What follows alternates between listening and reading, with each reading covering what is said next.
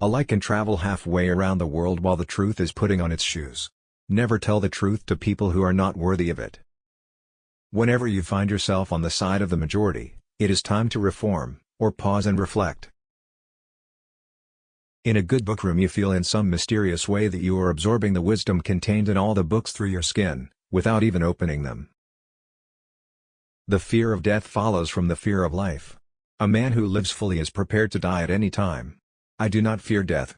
I had been dead for billions and billions of years before I was born, and had not suffered the slightest inconvenience from it.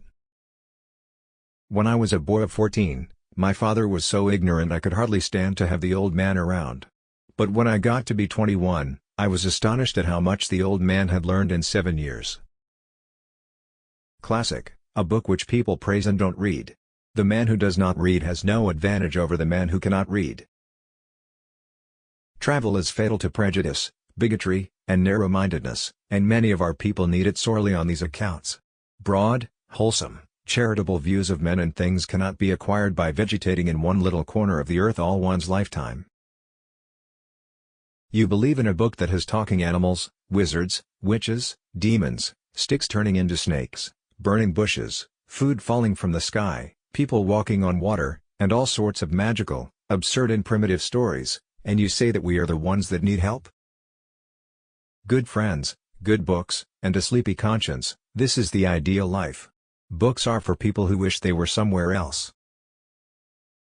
April 1st. This is the day upon which we are reminded of what we are on the other 364. Keep away from people who try to belittle your ambitions. Small people always do that, but the really great make you feel that you, too, can become great. The difference between the almost right word and the right word is really a large matter. 'Tis the difference between the lightning bug and the lightning.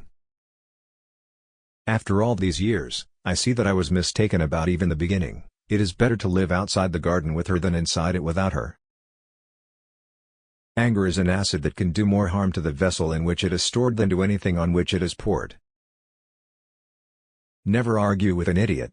They will only bring you down to their level and beat you with experience.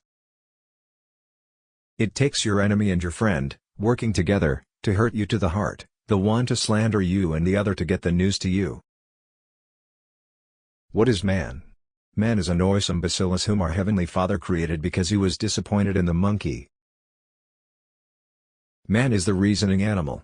Such is the claim. I think it is open to dispute. Indeed, my experiments have proven to me that he is the unreasoning animal. In truth, man is incurably foolish.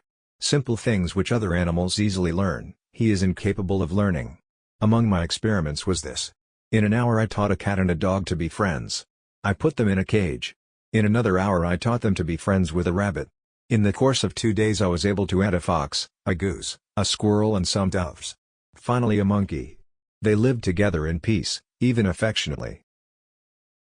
Next, in another cage I confined an Irish Catholic from Tipperary, and as soon as he seemed tame I added a Scotch Presbyterian from Aberdeen. Next a Turk from Constantinople, a Greek Christian from Crete, an Armenian, a Methodist from the wilds of Arkansas, a Buddhist from China, a Brahmin from Benares. Finally, a Salvation Army colonel from Wapping. Then I stayed away for 2 whole days. When I came back to note results, the cage of higher animals was all right, but in the other there was but a chaos of gory odds and ends of turbans and fezzes and plaids and bones and flesh, not a specimen left alive. These reasoning animals had disagreed on a theological detail and carried the matter to a higher court. Do something every day that you don't want to do. This is the golden rule for acquiring the habit of doing your duty without pain.